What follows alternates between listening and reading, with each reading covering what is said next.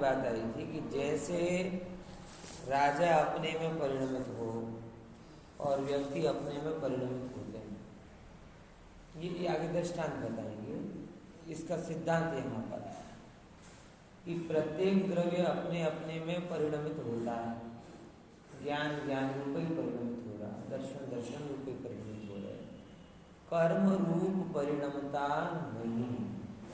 तो भी व्यवहार से ऐसा कह दिया जाता है कि ये कर्मों को बांधता है, करता है, मगर निश्चय से देखा जाए तो प्राप्य विकार निवृत्य, उत्पन्न करना, बंद करना, परिणमन करना, ये तीनों की तीनों क्रियाएं पुद्गल में होती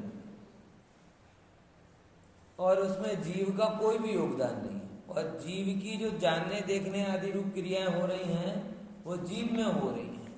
इसलिए दोनों क्रिया अपने अपने में होते हुए भी एक का दूसरे में व्यवहार करना, यही व्यवहार की मर्यादा है। व्यवहार किसे कहते? बस यही तो व्यवहार है। व्यवहार की कोई परिभाषा है? अपने अपने में परिणमित होने वाले सब पदार्थ हैं, लेकिन एक के कारण दूसरे का होना, दूसरे के कारण तीसरे का होना, ये जो कथन है ये पूरी शैली व्यवहार की है। बराबर ना? समझे? और वो यहाँ पे कह रहे हैं। और कल यहाँ पे इसी बात को लेकर टीका में भी आया था कि आत्मा जो, टीका देखो एक बार, खरे खर निश्चय से किसके अभाव के कारण? व्याप्य व्यापक भाव के अभाव के कारण। व्याप्य व्यापक भाव के अभाव के कारण। और व्याप्य व्यापक तो आपको समझ में आया ना? शक्कर और मिठास में कौन व्याप्य और कौन व्यापक? मिठास व्याप्य और शक्कर व्यापक। बराबर? तो जीव और कर्म की बात जब ली तो कर्म के परिणमन में कौन व्याप्य और कौन व्यापक? बोले कर्मत्व रूप अवस्था व्याप्य और कर्म परमाणु व्यापक। पहले एक बात समझो, कर्म जब अपन बोलते ना कर्म, तब कर्म में मुख्य रूप से बंधी हुई अवस्था को लिया जाता है। जब अपन स्वतंत्र देखते हैं तब कर्म परमाणु होते हैं। ये दो चीजें ख्याल में आई। जब जब भी हम कहते कि हमारे कर्म है, तो हम लोक में पड़े हुए पुद्गलों की तरफ इशारा नहीं कर रहे। हम किन की तरफ इशारा कर रहे हैं? जो पुद्गल परमाणु आके जीव के साथ में आए, प्रकृति स्थिति अनुभाग आदि उनके अंदर पड़ा, एक बंधन रूप दशा हुई। कौन सी दशा हुई? एक। उनको ही कर्म कहते, बाहर कर्म नहीं, ऐसा समझ है कि नहीं? बात क्या है?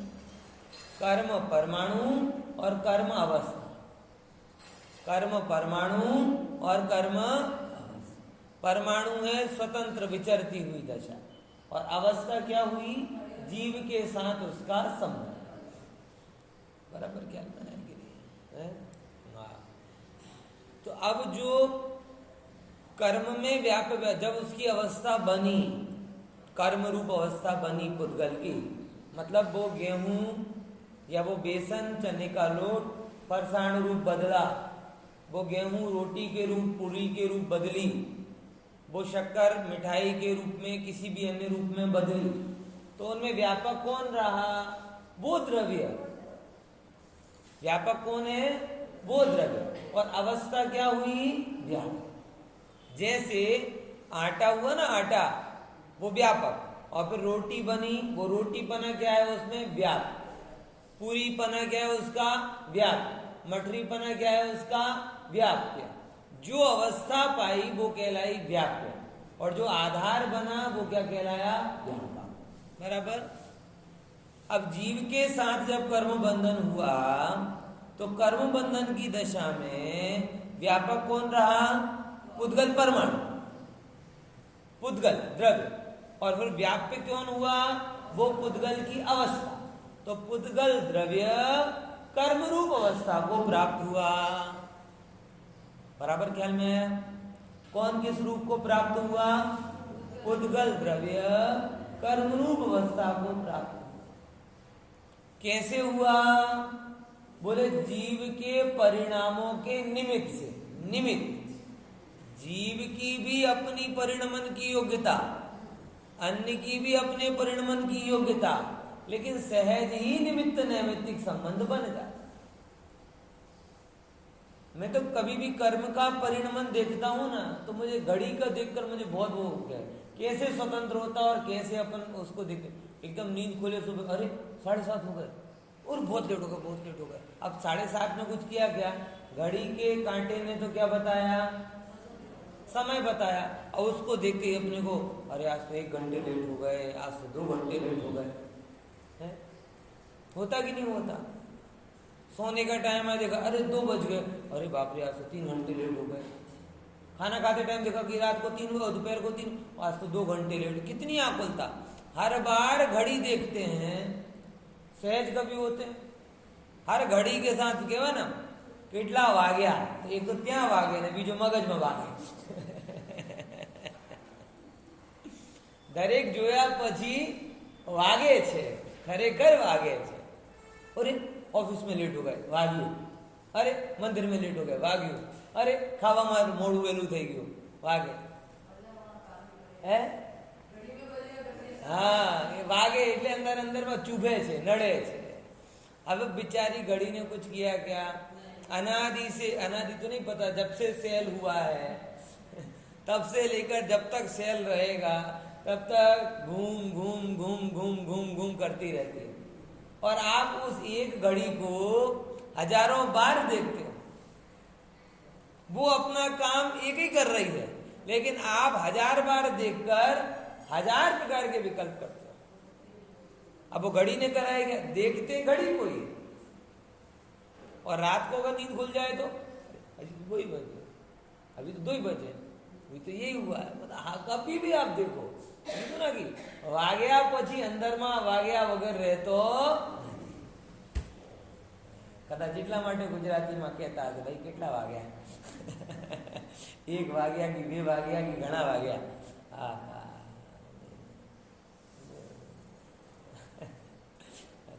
हिंदी में तो जो बजे पड़े ना, बजे वो क्यों आते? 8 बजना, 9 बजना, ये क्यों आते? पहले पेंट वो होता था ना घंटा, घंटे घर की, तो वो टन टन, तो पूछते कितने बजे? 1 बजा, 2 बजा, 3 बजा.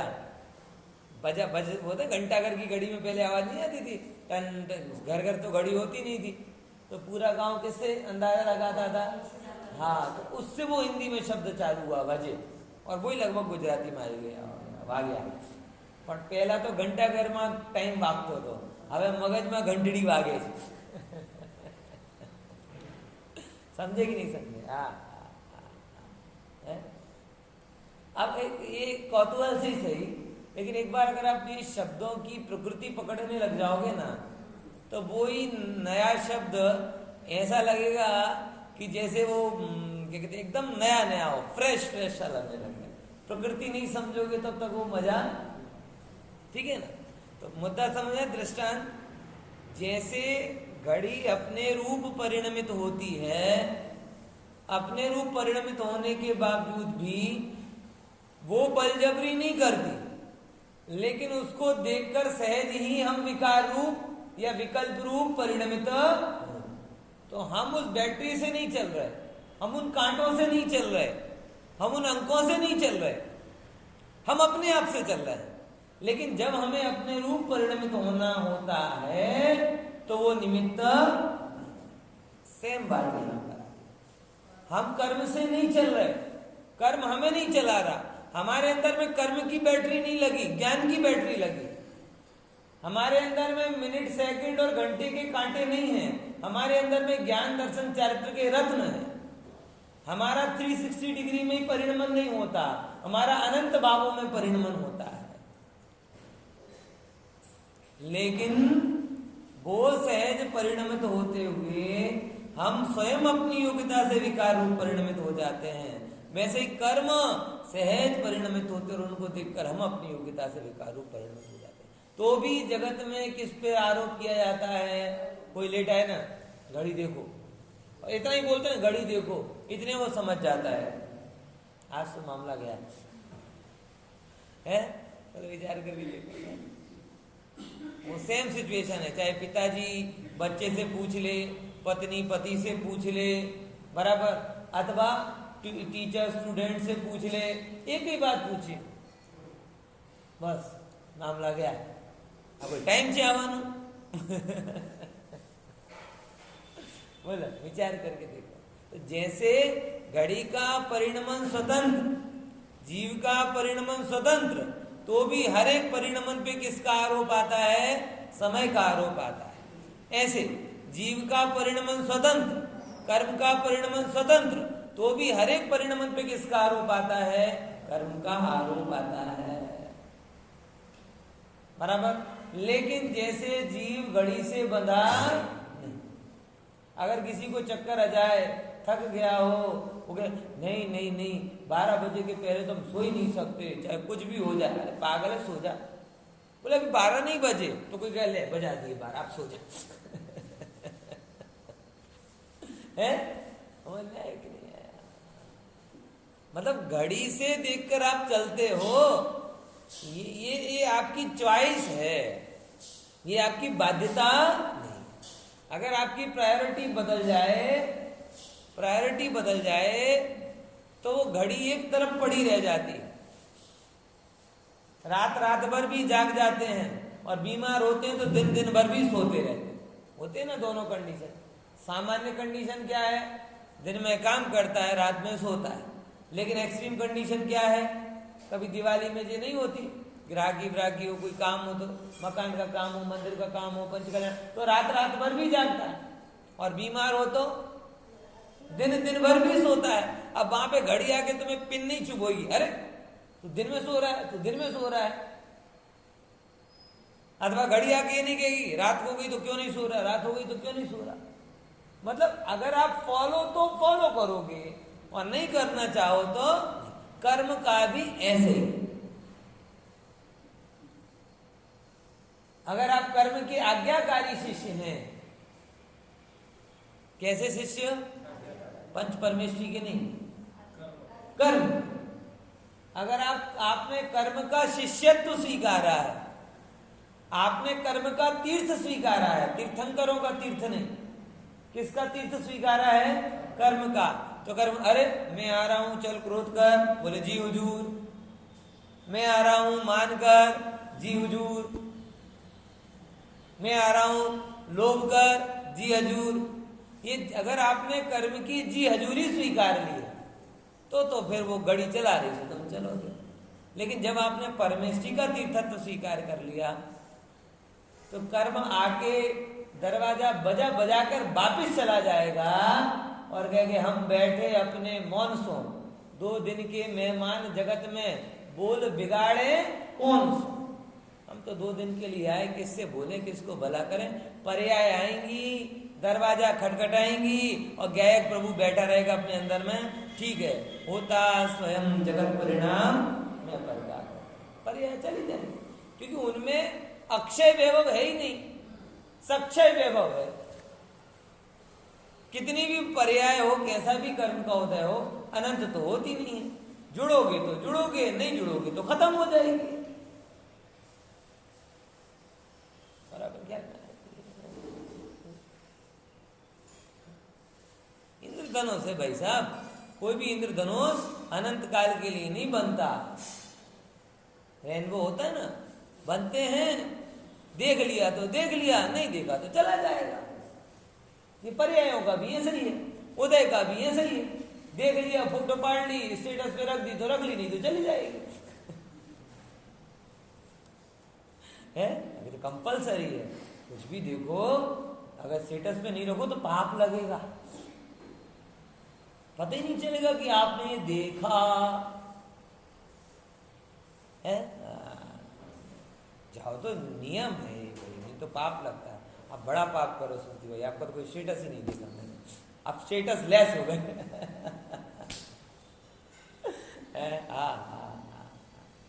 ख्याल में आया, लेकिन इस चीज का थोड़ा विचार करना। तो सेम जैसे कर्म की व्यवस्था है, आके देखोगे जुड़ोगे तो जुड़ना चाहोगे तो जुड़ोगे, अगर नहीं जुड़ना चाहोगे तो नहीं जुड़ोगे। क्यों?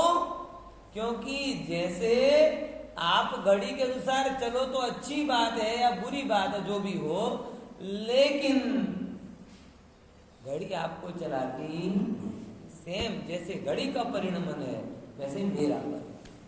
फिर भी जगत में जैसे घड़ी पर व्यवहार उपचार किया जाता है, ऐसे यहाँ पे जीव का उपचार किया जाता है। इतना सा अंतर है। देखो,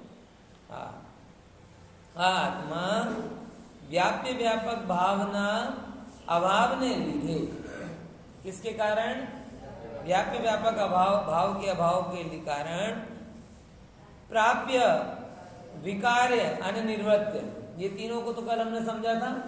प्राप्य मतलब प्राप्त करना, विकार्य मतलब बदलना, परिणमन कराना, और निवृत्य मतलब उस रूप को हो जाना।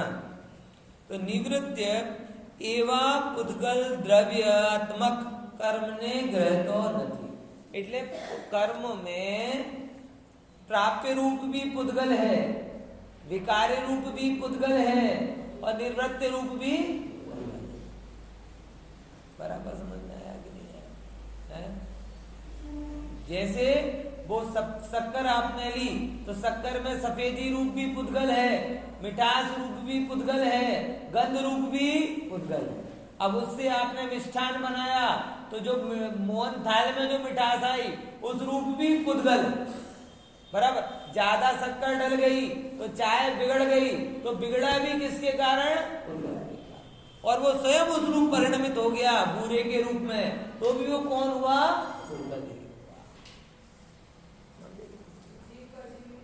हाँ, जड़ भावे जड़ परिणमे चेतन चेतन रूप, अटल विश्व मर्यादा के सिद्धांत हमेशा है। और मैं अपने अनुभव से आपको कह रहा हूं कि जितनी भी बंद की परंपरा चली है, ये वस्तु को भिन्न भिन्न नहीं देखने के कारण चली, ये तय। सारी वस्तु को अपने अपने में भिन्न भिन्न देखोगे, इसीलिए तो एकत्व भावना भाई जाती। शास्त्रों में कथन आता है कि एक राजा था, एक राजा, बराबर, उसको बहुत ज्यादा व्याधि हुई, व्याधि।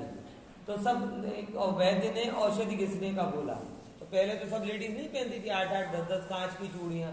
अब वो औषधि को घिस रहे, अब सारी 5, 6, 7 जितनी भी रानियां हो वो सब उस औषधि को घिस रहे, और सबके क्या कंगन पहने थे।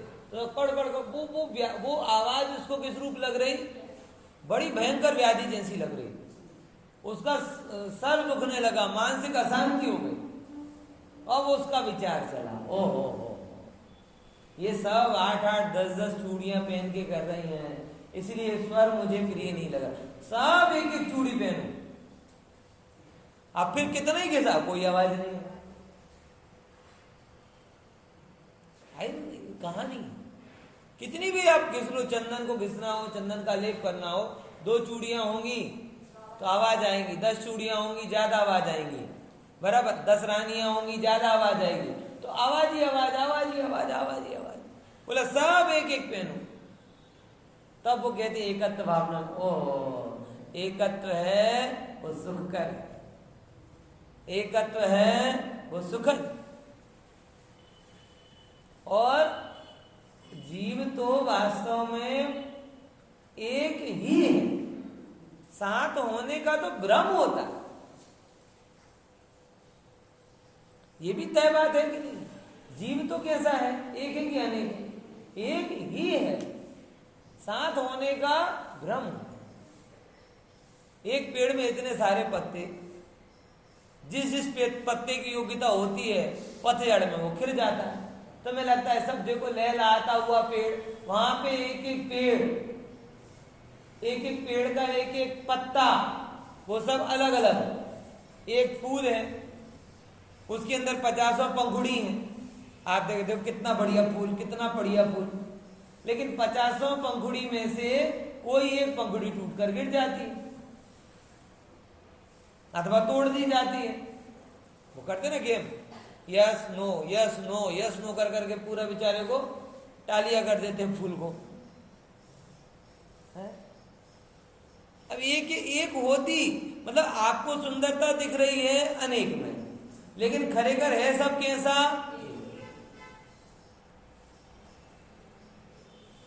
मेरी बात बड़ी गहराई से समझना। जितनी भी बंधन की प्रोग्राम हो रहे हैं, उस बंधन के प्रोग्राम का फंडामेंटल कॉज ये है कि अनेक अनेक द्रव्यों को एक मेघ देख रहा है, अथवा एक द्रव्य को अनेक मेघ देख रहा है। दो भूल हो रही, कौन सी? बोलो।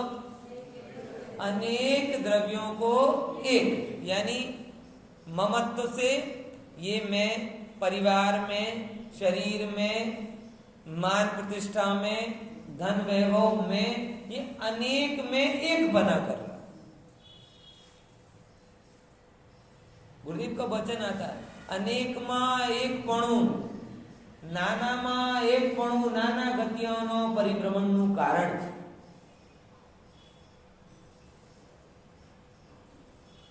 अलग अलग पदार्थों को अलग अलग देखो और एक को अलग अलग मत देखो। आप अपने आप को क्या क्रोधमयी, मानमयी, अनेक रूप देख रहे हो, अरे ज्ञानमयी देखो। क्रोधमयी, मानमयी, मोहमयी, मायामयी, रागमयी, द्वेषमयी, ये मयी, वो मयी, ज्ञानमयी, ज्ञानमयी, ज्ञानमयी, ज्ञानमयी, ज्ञानमयी, एक ही दोनों, ज्ञानमयी में, ज्ञानमयी में, ज्ञानमयी में। ओह, भूल इतनी सी है, अनेक को एक रूप देख रहे हो और एक को, तो क्या करो? अनेक को अनेक रूप देखो। अनेक कभी एकत्व को प्राप्त नहीं होते और एक वस्तु कभी अनेकत्व को प्राप्त।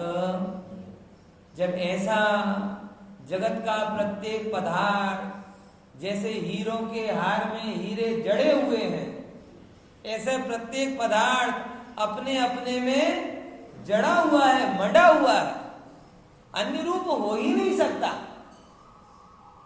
अगर आपकी अंगूठी में कोई अगर हीरा है तो उसकी बेस्ट प्लेस कौन सा है? निकाल के तिजोरी में रख दो तो भी चोरी हो जाएगा, इतना छोटा कहां दिखेगा। आपके हार में कोई हीरा लगा हुआ है तो उसका बेस्ट प्लेस कौन सा है? अगर वो हार से गिर गया तो खोज सकते हो आप उसको। अपन को कोई नूर जैसे बड़े बड़े हीरे तो पहनते नहीं, छोटे छोटे से पहनते पित्तू से, और उसमें ही लेने में आधे हो जाते, तो बड़े का सोचे क्यों? अब वो सबसे बढ़िया कौन सी जगह पर है? किस जगह पर है? बोले नहीं, हम उसे निकालेंगे और नई जगह लगाएंगे तो हीरा भी खो देगा और सौंदर्य भी खो देगा और शांति भी खो देगा। हीरा खो जाए तो शांति रहेगी क्या? है आएगी नहीं बात? अगर उस हीरों के हार में से तूने हीरा निकाल दिया तो कौन कौन सी तीन चीजें खो दी तूने? हीरा भी खो देगा, सौंदर्य भी खो देगा और मन की शांति। तो वो जो जैसे हीरों के हार में जड़ा हुआ एक एक हीरा, उसकी सुरक्षा है, उसका सौंदर्य है, और वो वहां है तो मेरे मन में शांति।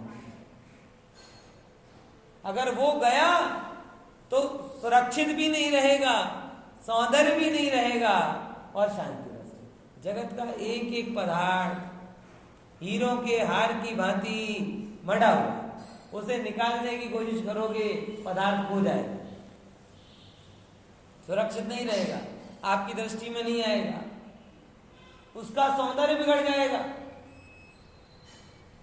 और सबसे बड़ी बात, वही हेर फेर आपको अनंत शांति का कारण।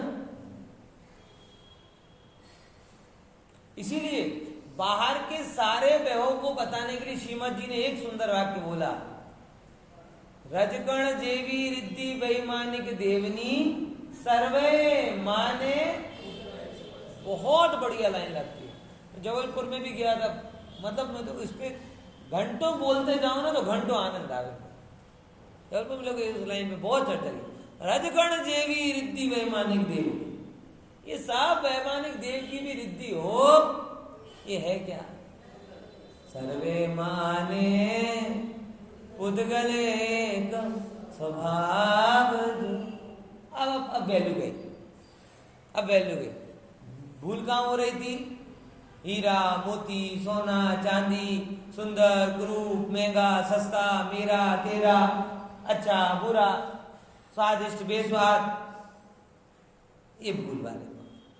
सर्वे माने पुद्गल एक स्वभाव। जो भी दिख रहा है किसका वैभव है भैया? व्याप्य व्यापक भाव रूप से उसमें पुद्गल ही है, जीव नहीं।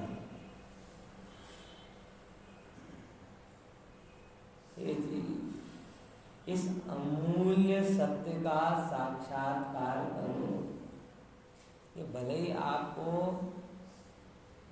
रमत में सुनने में मिल गया, सही बताऊं इस गौ में तो हमें नहीं लगता कोई विशेष पुरुषार्थ इसलिए मिल गया।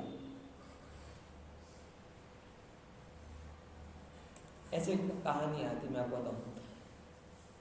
तैतरी उपनिषद की बात है, तैतरी उपनिषद की बात है कि एक शिष्य भृगु के पास में एक शिष्य जाता है और बोलता है ब्रह्म क्या है, ब्रह्म क्या है? तो बोले ब्रह्म ब्रह्म छोड़ो, पहले 3 दिन उपवास करके आओ।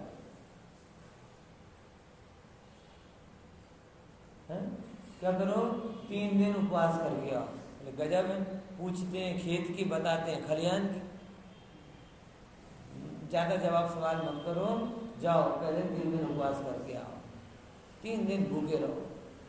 3 दिन भूखा रहा। बोले ब्रह्म जानना है? नहीं नहीं, पहले भोजन ला। तो गुरु ने बोला अन्नम वै ब्रह्म। क्या है मतलब? समझ गए ना सिचुएशन? पहले वो पूछ रहा है ब्रह्म क्या है, और गुरुदेव कह रहे उपवास करके रहा भूखे। अब 3 दिन बाद भूखे प्यासे जब पहुंचा, बोले ब्रह्म जानना है? बोले नहीं, पहले खाना लाओ। तो गुरुदेव ने बोला क्या? अब समझ में आया? अन्न ब्रह्म है। फिर पूछा भाई अब और कुछ बताओ। बोले जाओ 2 दिन पानी छोड़ो। क्या करो? पानी छोड़ो। तो 2 दिन बाद फिर पूछे, बोले अब क्या चाहिए? ब्रह्मचर्य। बोले नहीं, पहले पानी लाओ। तो कह रहे जलम वै ब्रह्म, जल भी ब्रह्म है। फिर बोले सर्वम खलु इदम ब्रह्म। ऐसे करके काफी लंबे संवाद, और उसके बाद में मतलब ऐसी साधना के बाद ये चीजें बताई जाती। कहने का मतलब ये, तब ख्याल में आता था कि भाई जैसे भोजन नहीं मिला 3 दिन तक, तो भोजन भोजन भोजन कितना कीमती, पानी पानी पानी कितना कीमती। यहाँ तो रमत में मिल जाती सब। पुद्गल है पुद्गल है, पप्पा को करे ही नहीं। एक तरफ कह रहे पुद्गल है और दूसरी तरफ पुद्गल के पीछे दौड़ रहे। आज बड़ा टेंशन में, बोले क्यों? एक पुद्गल नहीं मिला मुझे। आज थोड़े कम पुद्गल आए, इस दिवाली में कम पुद्गल आ रहे हैं। समझ गए ना? ये ऑनलाइन वालों ने हमारी पुद्गल की इनकमिंग रोक दी है। अगर आप सोचो, आप पुद्गल लगा दो तो आपको मजा नहीं आएगा कहने में, और वही तो हमें चाहिए। मजा आता है, यही तो सजा है। मजा आना बंद हो जाए, इससे बड़ा और क्या मजा है? और बहन होती तो पूछती फिर से बोलो, और फिर मैं भूल जाता।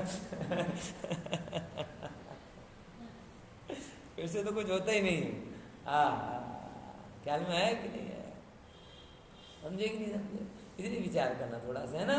तो ये चीजें भले ही आपको रमत में मिली हैं, लेकिन इन चीजों की साधना रमत नहीं। ये जो सुनने में रमत जैसी है, बिल्कुल बिल्कुल पेट का पानी नहीं हिले ऐसी बातें हैं, लेकिन जब आप जीवन में जाओगे तो आपकी, अगर इनको महसूस करने जाओगे तो आप पूरी व्यवस्था अलग हो जाएगी,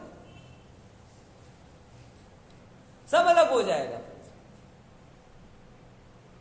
नजरिया दृष्टिकोण सब एक बार ये दृष्टि आ गई, हो जगत में जो बदल रहा है वो उसके व्यापक रूप में पुद्गल ही है, जीव।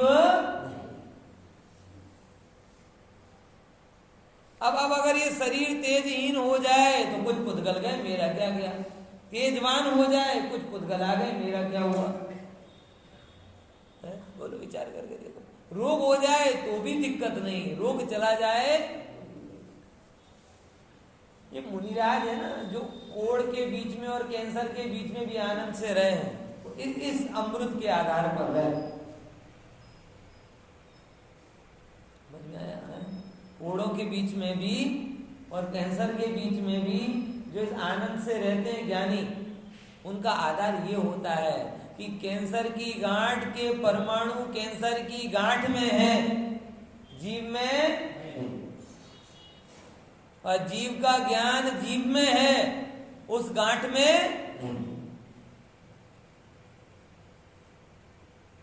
और थर्ड क्या, किसी भी स्तर का वो रोग हो, ये मेरे एक भी प्रदेश को जड़ बनाने में सक्षम, जड़ जड़ में है, जीव जीव में है।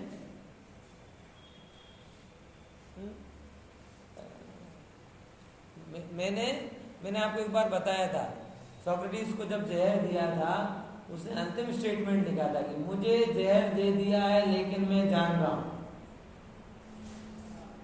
फिर कह रहे कि मेरे पैर ठंडे हो रहे हैं, मैं जान रहा हूं। ये जो जहर है ना, बढ़कर मेरी नाभि तक आ गया है, कमर तक आ गया है, मेरे नीचे के अंगों ने काम करना बंद कर दिया है, लेकिन मैं जान रहा हूं। मेरा रक्त का प्रवाह बढ़ रहा है, धमनियां फटने वाली है, लेकिन मैं, ये अंतिम समय है, बस अब ये जहर मेरे हृदय तक आ गया है और मेरा हृदय फट जाएगा, मर जाऊंगा मैं, लेकिन मैं, और मरने के बाद में भी मैं जानता ही रहूंगा।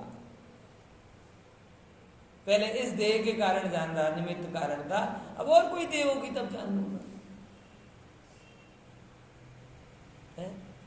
ये ज्ञानी का बल होता है।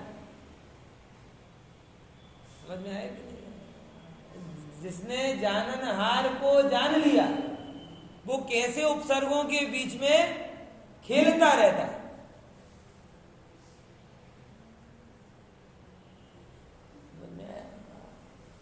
ગજબ હે ભાઈ। હા, આત્મા કર્મને ગ્રહતો નથી, અને કર્મની વાત તો કરી, પણ આપણે કર્મમાંથી બધું ભૂતગલ લઈ લેવાનું, પરિણમાવતો નથી, ઉપજાવતો નથી, करतो नहीं, बांधतो नहीं। पर में मेरा कैसा प्रवेश, पर के रूप में परिणमित नहीं होता, पर के रूप में उत्पन्न नहीं होता, पर के रूप में मैं बदलता नहीं, बनता नहीं, छूटता नहीं। ओहो, पर में होता रहता है और मैं मेरे में होता रहता है। बाहर का घटना बाहर में घटित होती है और भीतर की घटना भीतर में घटित होती है। हाँ, અને વ્યાપ્ય વ્યાપક ભાવનો અભાવ હોવા છતાં પણ किसके कारण, व्याप्य व्यापक भाव के अभाव होने, मतलब अनिवार्य शर्त बताई कि अगर ये है तो ये होगा और ये नहीं तो ये नहीं होगा। कर्ता कर्मपना कहां पर होगा, व्याप्य व्यापकपना, बराबर। यानी जिनमें व्याप्य व्यापकपना है उनमें कर्ता कर्मपना है, और जिनमें व्याप्य व्यापकपना नहीं है उनमें कर्ता कर्मपना भी नहीं। देखो, तो व्याप्य व्यापक भाव के अभाव नहीं होने, व्याप्य व्यापक भाव नो अभाव होवा छતાં પણ પ્રાપ્ય, વિકાર્ય અને નિવૃત્ય, એ ત્રણની ચર્ચા કરી। એવા પુદ્ગલ દ્રવ્યાત્મક કર્મને કોણ કરે છે, આત્મા ગ્રહે છે, પરિણમાવે છે, ઉપજાવે છે, કરે છે અને બાંધે છે। એ વિકલ્પ કેવો છે, खरेखर, यानी 100% उपचार है। यानी निश्चय से कह रहे हैं कि ये व्यवहार है, निश्चय से कह रहे हैं व्यवहार मतलब क्या, और व्यवहार से कह रहे हैं निश्चय, इसका मतलब क्या। मजाक में कह रहा हूं कि मैं सीरियस हूं, और सीरियसली कह रहा हूं कि मजाक कर रहा हूं, है क्या बोला? कथन समझ में आ गया ना? कोई क्या, अरे मैं बहुत मजाक में कह रहा हूँ कि भाई मैं बहुत सीरियस हूँ। ये क्या कथन हुआ? इसका मतलब क्या है? ऐसा है कि भाई सीरियस कुछ नहीं है कहा जाए। आप कह रहे हैं सीरियसली कह रहा हूँ कि मजाक, मतलब इसे सीरियस मत लेना। ये क्या है? वैसे यहाँ कह रहे हैं, बड़ा अच्छा प्रयोग किया, खरे खर ये कैसा है? उपचार, यानी 100% उपचार। हम सीरियसली कह रहे हैं कि ये मजाक। बराबर समझ में आया कि नहीं? ये कथन ख्याल में है ना? क्या कह रहे हैं हम? सीरियसली कह रहे हैं कि ये क्या है? मजाक। तो भाई ये जीव तो अपने पर, क्योंकि शर्त है हमारी, हम अपना घर का नियम तो बना नहीं रहे, वस्तु व्यवस्था का नियम है। जहां व्यापी व्यापक पना वहां कर्ता कर्म पना, जहां कर्ता कर्म पना है वहां व्यापी व्यापक पना है, और जिनमें व्यापी व्यापक पना नहीं है उनमें कर्ता कर्म पना भी, क्योंकि उपस्थिति को हम कर्ता कर्म। क्लियर हुई? पक्का? देखो ठीक है बाबा, व्यापी व्यापक भाव विना कर्ता कर्म पण कहेवू ते उपचार छे। માટે આત્મા પૂતગલ દ્રવ્યને ગ્રહે છે, પરિણમાવે છે, ઉપજાવે છે ઇત્યાદि કહેવું તે શું છે? ઉપચાર છે, પરમાર્થ। ઠીક છે, બરાબર। હવે પૂછે છે, હવે ઉપચાર कैसा बोला तो उसकी दृष्टांत बताते हैं। હવે પૂછે છે કે ઉપચાર કઈ રીતે છે તેનો દ્રષ્ટાંતથી કહે છે। जहराया व्यवहारा दोष गुण पाद गोति आलविदो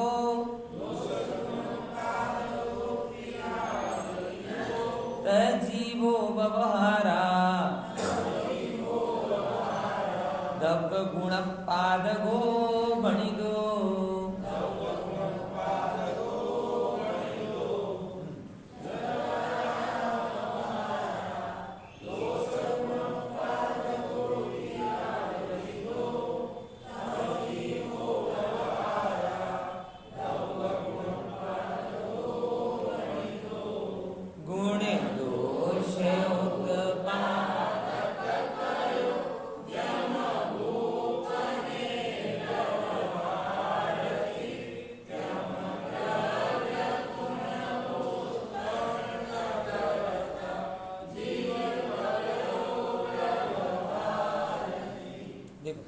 जैसे जहर आया, जैसे राजा व्यवहार से प्रजा में दोष गुण उत्पादको कि गुण दोष का उत्पादक है इति आलपितो, ऐसा कहा जाता है। आलाप मतलब कहा जाता है। खरेखर बात सही है ना कि भाई ऐसी बात, जो कोई राज्य प्रगति कब करता है, कोई राज्य प्रगति कब करता है?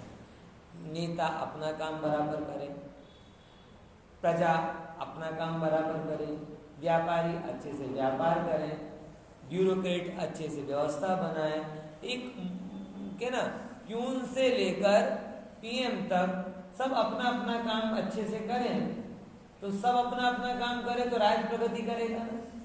अब तब किसका नाम आएगा? राज्य। इनके राज्य में प्रगति हुई। एक्चुअली में राजा एक एक में कुछ करने गया क्या? जो भी काम कर रहा है वो सब अपना अपना काम कर रहे हैं।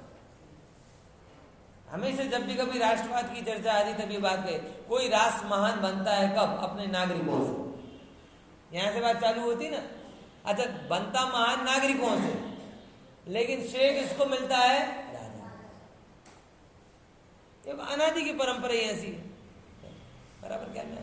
जैसे जब कभी भी बात आती है जापान की राष्ट्रभक्ति की, कई बार भी जब हम स्कूल में पढ़ते थे तो एक बहुत बढ़िया क्या कहते हैं, एक लेसन आया था जो बड़ा अच्छा लगा। क्या कि एक वो जापान में गए, एक वो राइटर थे और उसने कहीं पे फ्रूट लिए, वो हिंदी इंग्लिश में 2-4 लोग थे और ट्रेन में बात कर रहे थे, तो फ्रूट लेकर आए, फ्रूट देख के अच्छे नहीं लगे तो उन्होंने आपस में ऐसे सहज में कह दिया, क्या जापान में फ्रूट अच्छे नहीं मिलते। जापानी में बैठे थे और इंग्लिश में अपन और जापानी समझ गया। अगले स्टेशन पे वो उतरा और दौड़ा दौड़ा फ्रूट अच्छे लाके दिए और ये बोला अब दोबारा मत कहना कि जापान में फ्रूट अच्छे नहीं मिलते।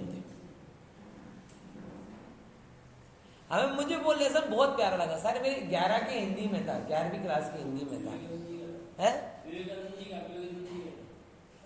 तो सौंदर्य बोध और शक्ति बोध बोला। उन्होंने बोला कि जब हम अपनी ऐसी बातें करते हैं तो हम अपने देश के सौंदर्य बोध को नुकसान पहुंचाते हैं। किसको नुकसान पहुंचाते हैं? सौंदर्य बोध। अब जब जिस राष्ट्र के एक नागरिक में ऐसी भावना भरी हो कि मेरे नाम, और ये कई बार ऐसा आता है कि भाई मतलब ऐसे कई जापानियों का इसलिए बेस्ट एग्जाम्पल दिया जाता है क्योंकि उन्होंने पूरे विश्व को ऐसा सिखाया राष्ट्रवाद क्या होता है, राष्ट्र का प्रेम क्या होता है। किसी ने बोला जापानीज बैटरी अच्छी नहीं होती, मतलब रूममेट की बात आई जापानी, तो उसने पूरा सुधार कर दिया, बोले तो बैटरी तो अच्छी है तुम यूज खराब कर रहे हो। ये भी घटना आई, ऐसे सैकड़ों घटनाएं। और वहीं से अपन अगर अपने कंपैरिजन करें तो अपने को भारत में रह के भारत को बुरा बोलने बड़ा मजा आता है। भारत के रोड खराब, भारत का करता कौन है? करता कौन है? आते आते थूक कौन देता है सड़क पर? जो लोग, मुझे आश्चर्य की बात है, विदेश जाके आते हैं ना 15-20 दिन, सड़कों चौकी आम चोखो चोखो चोखो चोखो करे અને ઘરના બહાર જ કચરો મૂકે। अब बताओ, अब वो अमेरिका की चौखाई करने वाला कोई अमेरिका का प्राइम मिनिस्टर तो आया नहीं था। अमेरिका अगर साफ है, यूके साफ है, तो ये कैसे है? क्योंकि उनके नागरिकों ने उसको साफ रखा है। और भारत गंदा है तो चाहते क्या हो? गली गली में नरेंद्र मोदी झाड़ू लगाए क्या? अब उसने स्वच्छता अभियान चला दिया साहब। इसकी बात को आपको पता चले, ये दृष्टांत आपके अंदर में जाए, इसके लिए थोड़ी बात कर रहा हूं। नरेंद्र मोदी आके वो नहीं करेगा झाड़ू लगाएगा कोने में, और ऐसा पॉसिबल भी नहीं। अगर देश प्रगति करेगा तो किसके कारण करेगा? अपने नागरिकों के कारण करेगा। आश्चर्य की बात यही है कि हम स्वयं अपने देश को क्षति पहुंचाते और फिर अपने देश को गाली देते और फिर कहते दूसरा देश बढ़िया। आई कि नहीं ये बात समझ में? ख्याल में तो ये तो क्या हुआ दृष्टांत। लेकिन जब सब देश, विचार करके देखो, स्वच्छता अभियान भारत में चलाया, मोदी जी ने चलाया, ये चला दिया। अब आप सफाई रखने का काम मोदी जी का किया आपका। अब इसके बाद में अभी बहुत कुछ असर दिखा नहीं, लेकिन कहीं कहीं दिख रहा। जैसे इंदौर वालों का हमेशा 5 साल से आ रहा है, वो इंदौर वालों के अंदर वो खुमारी हो गई है कि नहीं अब मेरा फर्स्ट रैंक तो जाने नहीं चाहिए। तो वो कचरा करते अंदर से आ गया है, नहीं ये क्या है? हमारा गौरव। तो व्यक्ति के अंदर में ऐसा आ गया कि नहीं अब हम नहीं करें। और वास्तव में आप जाओगे तो कहीं आपको डस्टबिन में कचरा दिखेगा, गाय कुत्ते नहीं दिखेंगे, सब ये सिस्टमेटिक दिखेगा। अब 2.5 में आप इसके लिए मत जाना, नहीं तो स्वच्छता सर्वेक्षण ढूंढने के लिए चले जाओ कि मुझे आ रहा है, ये 60 गांठ के तहत आया है, फिर वो पत्रकार पेपर है, देखो स्वच्छ भारत की गंदी सिटी है।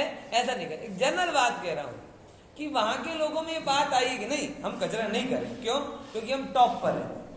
अब अगर ऐसा सबके अंदर में आ जाए तो वो सारा सर, अब इसका श्रेय किसको जाएगा कि मोदी जी के राज्य में क्या हो गया?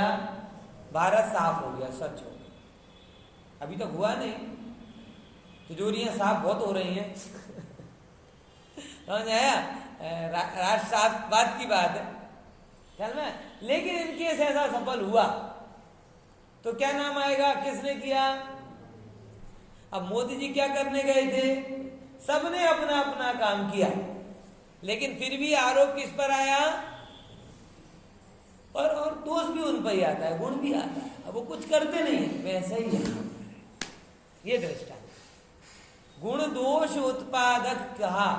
राजा तो बात कहता मात्र है, बाकी सब अपने आप अपने अंदर में करता है। और केवल राजा पे नहीं, पुत्र का आरोप पिता पर होता है, शिष्य का आरोप गुरु पर होता है, सब जगह ये परंपरा। हमारे यहाँ बुंदेलखंड में कहावत चलती है, जैसे जहाँ के नदी नाले तैसे वहां के भर का, और जैसे उसके माँ बाप वैसे उसके लड़का। ऐसे कहावत, वो थोड़े और बुंदेलखंडी शब्द हैं, वो हम नहीं बोल रहे क्योंकि आपको पता ही नहीं चलेंगे। बाप मताई बोलते हैं हमारे यहाँ पे, माँ बाप नहीं बोलते, बाप मताई, है ना। तो जैसे नदी नाले होते हैं वैसे ही वहां का वो होता है भर का, मतलब भरकों का जो पानी गिरता है ना, धधुड़ा बोलते गुजराती में, धधुड़ो बोलते हैं, वहां से गिरता है, छत पे से पानी गिरता है ना वो पाइप के थ्रू, आई थिंक धधुड़ा ही बोलते हैं, आप लोगों को अच्छा लगा। ऐसे क्यों हंस रहा करुणा बहन? आपको गुजराती आती है तो ये तो आप खुश होना चाहिए, तो खुशी में हंस रहा। बराबर। तो ये जो धधुड़े होते ना, जैसे होंगे ना वैसे नदी नाले, है ना। वैसे जैसे माँ बाप होते हैं वैसे संतति होती है, जैसे राजा होते हैं वैसे प्रजा होती है, जैसे गुरु होता है वैसे शिष्य होता है। अब गुरु क्या कर रहा है? गुरुदेव ने क्या किया? तत्व की बात कहते गए। अब उसके बाद में सबने काम तो अपना अपना किया ना, और जिनको करना था उनने किया, बाकी तो बस मैंने किया नहीं हो रहा। अंदर में नाम भी बदनाम करने वाले वही हैं, बनाने वाले भी कोई। चल हजारों लोगों ने आत्मोद्धार कर लिया तो भी नाम आएगा, और कुछ लोग बिगड़ गए तो भी नाम उनका चढ़ा देंगे। तो ज्ञानी क्या कर रहा है? ज्ञानी तो अपने में। गुरुदेव ने तो 45 साल तक क्या किया?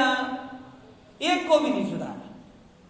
उनने तो 2 टाइम प्रवचन किए और रात को चर्चा की, 3 के अलावा काम कोई तीसरा चौथा काम किए। ये सच में पूरे इतिहास में ये खोजना मुश्किल पड़ जाएगा कि 3 कामों से इतनी जोरदार क्रांति की। कुछ नहीं किया, केवल 3 काम। कौन से? 2 प्रवचन और 1 चर्चा। 2 प्रवचन और 1 चर्चा। इतिहास कभी जब मूल्यांकन करेगा तो इनसे भी क्रांति होती है, ये सिद्ध करके बताए। समझ में आया? बाकी तो हम लोग ऐसे कहते, इतनी बड़ी प्रतिमा, इतने लोगों का संयोग, इतना बढ़िया खाना, इतना बड़ा वो नगर भ्रमण, न महाआरती, न फलन, ये सब काम याद आते हैं। और उनका इफेक्ट क्या होता है? इस अष्टांगिका में करो, अगले में भूल जाओ। गुरुदेव श्री ने 3 काम किए और कुछ नहीं किया। 2 टाइम प्रवचन और 1 टाइम, और उससे जो क्रांति हुई वो आज तक है। अब क्रांति गुरुदेव के निमित्त से हुई, कहा जा रहा है। अब गुरुदेव ने कोई क्रांति करने का ठेका लिया था क्या? गुरुदेव ने क्रांति करने के लिए परिवर्तन किया था क्या? तो मैं फोटो लगाओ कि फोटो हटाओ, इसके लिए परिवर्तन किया था क्या? गुरुदेव ने तो अपने लिए परिवर्तन किया था। किसके लिए? हमें तो आत्म कल्याण करना है और बस, हमें कुछ और नहीं करना, प्रपंचों में नहीं फंसना, ये नियम था। बस स्वाध्याय करेंगे, कराएंगे क्योंकि आनंद आता है, चर्चा करेंगे, कराएंगे क्योंकि आनंद आता है, और परिणाम आपके सामने। गली गली में स्वाध्याय की अलख जग गई। ये समय साथ इतने संख्या में आपके हाथ में आया, ये दिखते नहीं थे, लोगों को पता तक नहीं था कि समय सार भी ग्रंथ है। बराबर, इस तरह से